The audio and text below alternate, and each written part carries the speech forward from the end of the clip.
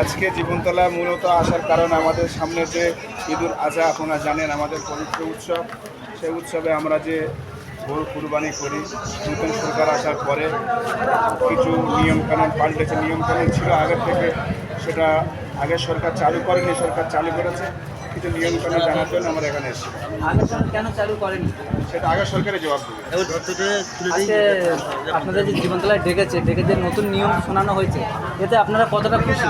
এতে আমরা 100% খুশি, কিন্তু আমরাও চাই যেন এই গরুকে জাতীয় পশু হিসাবে ব্যবহার করা হয়, জাতীয় পশু স্বীকৃতি দেওয়া হয়।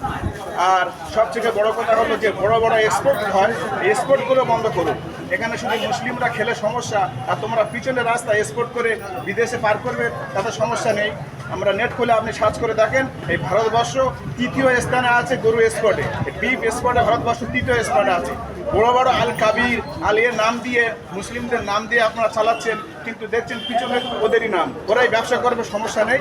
আর কিছু আমরা এখানে সমস্যা